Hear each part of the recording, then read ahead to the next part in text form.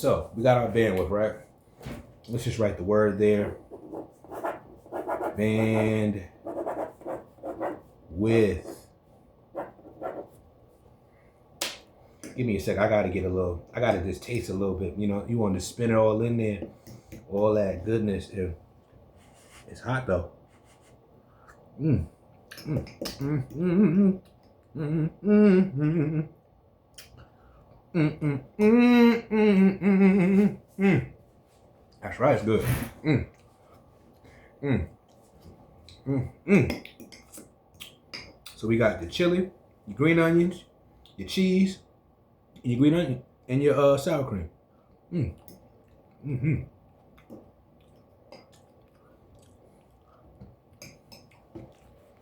Mm. Good plate mean a good day. So every day we all are dealing with bandwidth. What can fill this up? Personal problems. Personal problems and family problems can be separate. Maybe family problems can be a lot, but you still got your personal problems. See how the line is already almost full? Okay. So I was thinking about something like why living in Baltimore is so tough. So let's talk about the environment. You don't even have clean water. Like, you can't drink from the faucet. Abandoned buildings, trash everywhere. So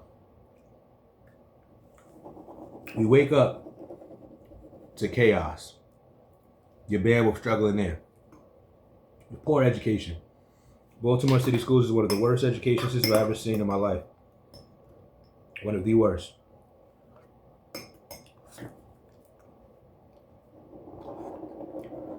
Poor education.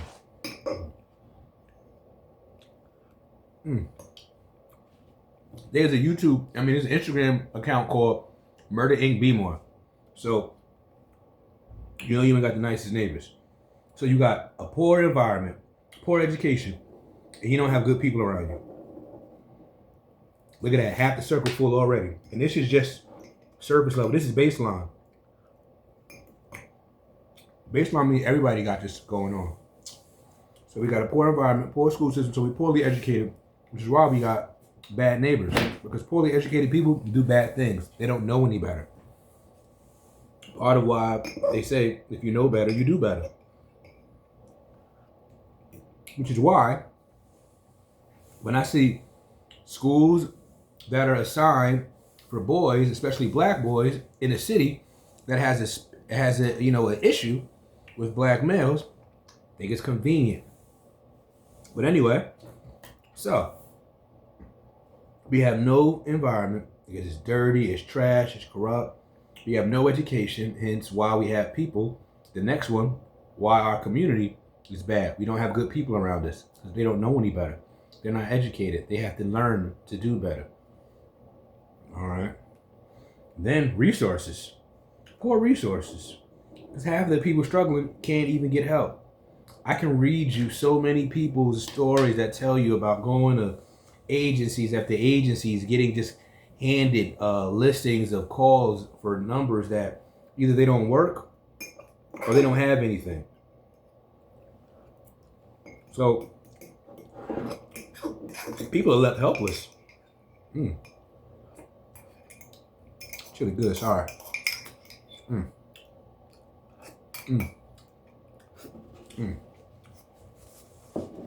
Trying to teach you over meals. It's crazy, but gotta do what we gotta do. So, bad environment, bad education, bad people, no resources. I mean, the green onions I just got, they're solid, but if you would have saw the selection at that grocery store, it's pretty sad. I'm probably the only person that can get green onions today. Shouldn't be the case.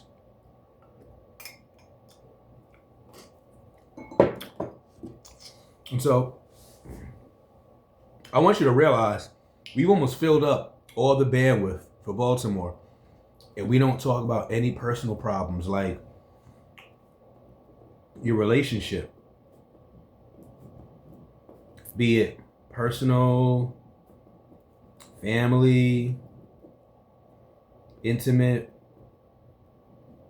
That's going to take up additional bandwidth. Your work.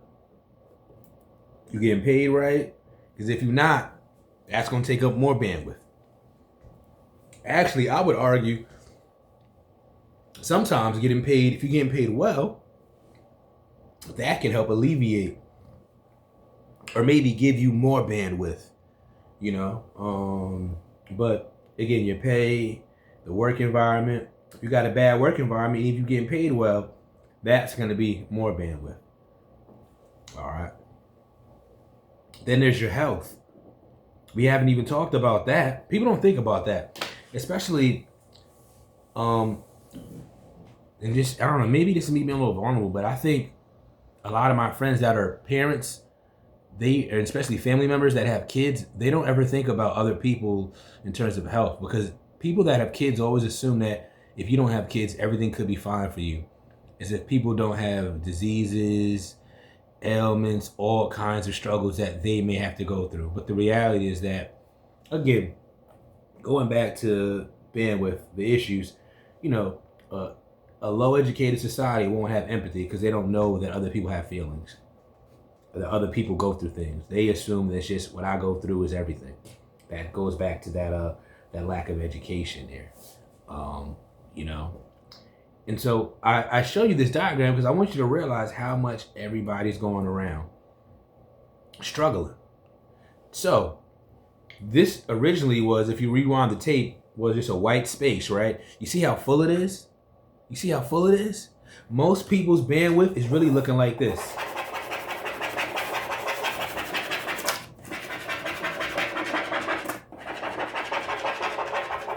They got so much stuff going on. See how all that is? That's most people once you include their family, their friends, if they even have any, work, and then their own personal stuff. That's incredible.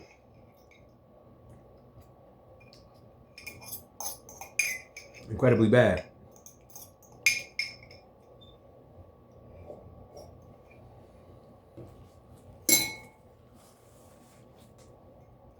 Incredibly bad.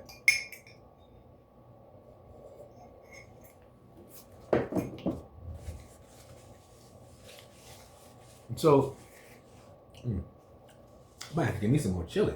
That was so good.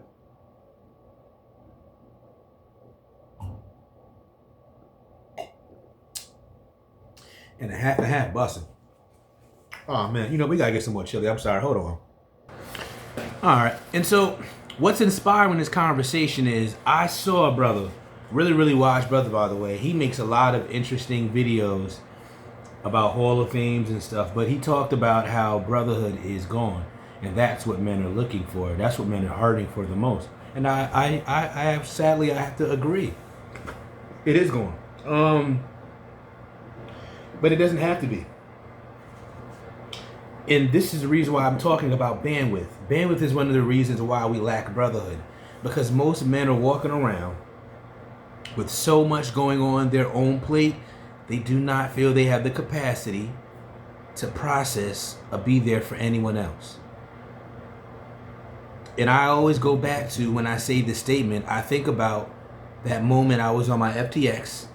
That's field training exercise. It was a rainstorm and we were out in the field.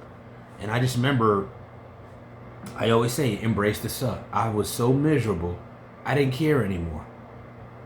And it was almost like I reached a plateau in that I was actually at peace, but able to talk and cooperate with my fellow man. What helped me is that we were all going through it. It wasn't just me. That's key.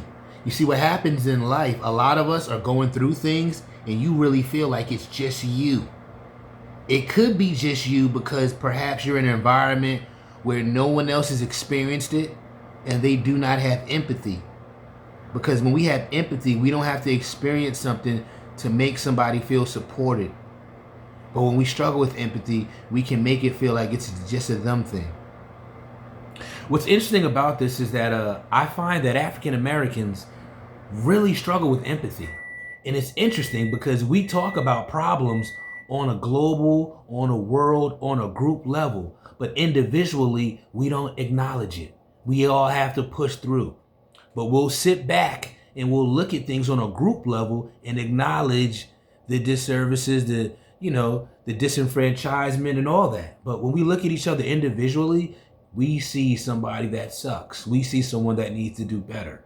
And I really echo his sentiments. When he talked about brotherhood, one of the things that was important about brotherhood was it was a place where you could be rebuked, not be ashamed, but you also had a place where you could be vulnerable.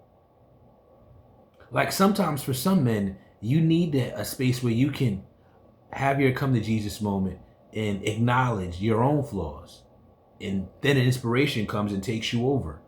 But what if there's never that moment? What if there is no space where you can be honest? What if you're always on defense? Meaning everywhere you go, you feel like you have to defend yourself. And that's what's happened for a lot of us. We're constantly on defense. Gotta get my chili. 1 minute. It's still a little cold, so we gotta wait. I think about when we look at how we judge and discuss people that had vices, alcoholism, smoking marijuana, smoking cigarettes, substance abuse.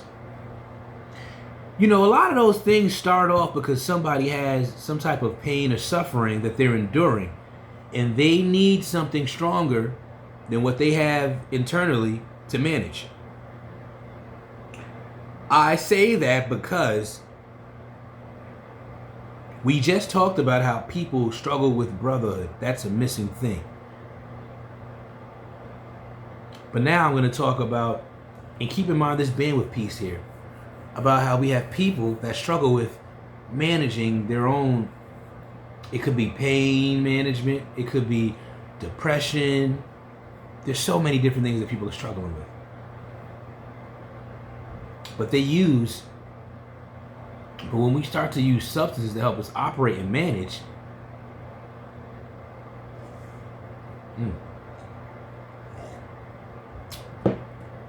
it's not asked enough. Well, the opposite, I think. We always want them to stop. We always want them to quit. And they should. Just be clear here. Hold on. So where were we? I got caught up in my chili.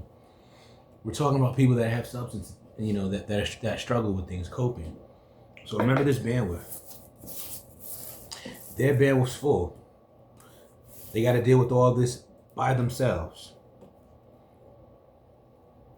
Sometimes the bandwidth gets so full, it starts to hurt. And it overwhelms people to the point that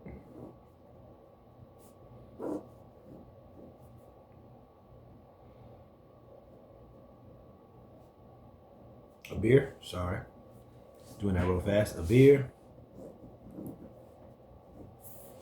smoke,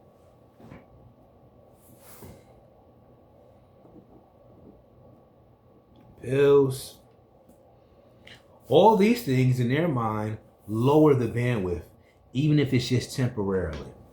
This is giving them relief. That's why they're doing these things. It's not to be cool. It's actually relief. If they were cool, they wouldn't need this stuff, but they're not cool. And when I heard that video about brotherhood, I just thought about how we're probably trauma bonding on a major level, and that's so detrimental. And it might explain why the substance and all this abuse has kicked off so much more in the 70s and beyond, right? Because the 70s, people are known for a lot of experimentation. Then we know the crack era starts in the 80s. But the 60s, we lost a lot of people, and we never regained. And that just it all kind of makes sense to me now.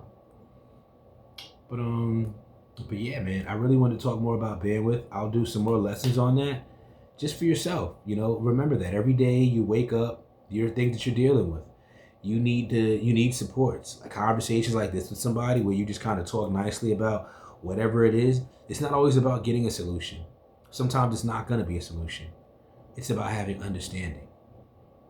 When you understand something, you're at peace, right? You can be at peace with a loss if you know why you lost. He beat you. He was the better fighter. Conversation over. But if he beat you, he wasn't the better fighter, and you could have beat him, then you're struggling, you know.